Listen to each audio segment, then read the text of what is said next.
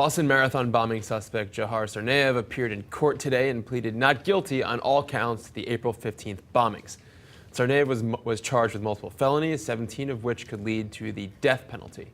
Joining us to discuss is trial attorney Richard Roth. So Richard, can you tell us what happened during today's arraignment, what charges he heard? Sure. It's actually going on right now. It started at 3:30 today, so it's right in the middle of it. So we're not there. We don't know precisely, but what they're going to do is they're going to read. There are 30 charges in a 74-page indictment. Some of them include use of weapons of mass destruction, deadly bombing, the firearm use, the carjacking, which we'll all recall. So there are 30 charges, as you said, many of which will lead to the prosecutor asking for the death penalty. And it is taken very seriously. The judge will read it all. Apparently, they're letting the courtroom be full with all the victims. And the defendant will plead, presumably not guilty, each of them, alleging that he had some kind of a mesmerizing influence from his brother. Now, he did plead not guilty to all the charges. I have up here a live blog from ITV saying he blew a kiss to his family as the hearing ended, but didn't look at the victims. I have also some other information here that the trial is to last up to 4 months with around 100 witnesses. So this information, is this par for the course for a case that is so big and so intense as the Boston Marathon bombing case? It is par for the course, and what we're going to find, we don't know enough, but what we will find out is that the evidence will be very overwhelming. Not only is it a public event, but it's the finish line of one of the most spectacular sporting events of the year. So there will be videos, there will be cameras, there will be witnesses over and over and over, all testifying as to what these two individuals were doing before, during, and after the bombing, as well as witnesses for the next 3 days. Remember that the MIT officer wasn't killed for, it was 3 days between the first killings and the MIT officer. So there's going to be a lot of witnesses. It is common. They are trying this mesmerizing defense that his brother mesmerized him. I don't know how far it's going to go. I don't know what else they can grasp upon. But yeah, it is pretty typical for such a high profile case. Now, how likely is the death penalty in this case? Massachusetts does not have the death penalty, but this is a federal case, and federal law does provide for the death penalty. That's correct. It is in the federal court. It's in the district court in Boston, and the death penalty is likely. This is there are acts of terrorism that are involved. There are acts of using essentially bombs and firearms. So it is likely, and there's not a lot of sympathy for this kid, because what he did is something which is really unimaginable. It's something you only read in novels. Well, outside the courtroom, there was at least some sympathy for him, and there's been a lot of drama already there at the courthouse when Dzhokhar Tsarnaev arrived at the Moakley Federal Courthouse in South Boston. He had to face the victims' families, but he was also joined by protesters who were part of the Free Dzhokhar movement. They gathered outside Tsarnaev's trial, demanding his innocence and chanting, "Exonerate Dzhokhar." Joining us to discuss is BuzzFeed reporter Ryan Broderick.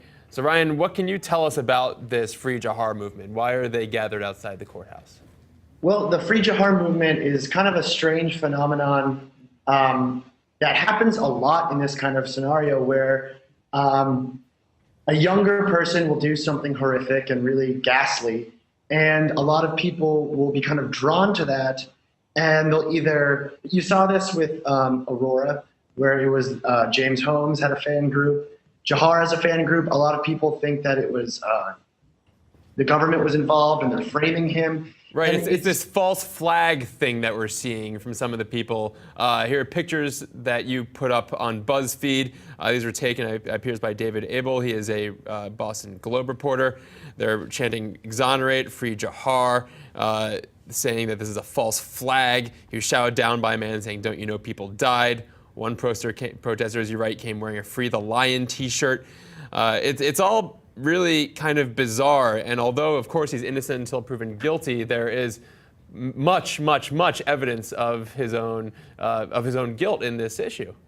Right. Well, the entire case has kind of had this air of conspiracy, and it kind of dates back to the whole Reddit.com witch hunt, where the huge social sector of the internet kind of went after this case, were trying to solve it on their own, and you ended up with a lot of very strange and kind of half-formed conspiracy theories that kind of outnumbered anything that I've seen in a long time. Because you remember the man on the roof, the misidentification of the two men on the New York Post. There was just so much information around the entire case, and it ended up creating a lot of very odd movements on Twitter, on Instagram, on Tumblr, where people now don't believe, they don't really have anything in common what they believe, but they just don't think that he did it, and it's very strange. It is really strange. And Richard, meanwhile, the second-degree murder trial of George Zimmerman for the killing of Trayvon Martin is ongoing, and we have just heard that Zimmerman has decided not to testify in his own defense. Do you think this is a good move? Oh, absolutely. First, the rule number one is you generally do not want your client, the defendant, to testify in his own defense, because the case goes from proving guilt or innocence to looking at determine whether he's telling the truth or not. In this instance in particular, it's the right move. We have the father of Trayvon Martin who said he didn't recognize the tape. He didn't think it was his own son's own voice. We have the police officer who said during Zimmerman's actually interviews after the incident, he said he thought Zimmerman was telling the truth. We have this guy, Dr. DeMaio, yesterday, who was a phenomenal witness for the defendant, who essentially went through the bullet wound and the shot and said that Zimmerman's version, in his scientific opinion, is consistent with what happened. So they have very compelling evidence for him not to be convicted. So he should not be testifying. Absolutely. Well, thank you so much for joining us, Ryan and Richard. Up next, well, Mitt Romney's back. Let's hear about that.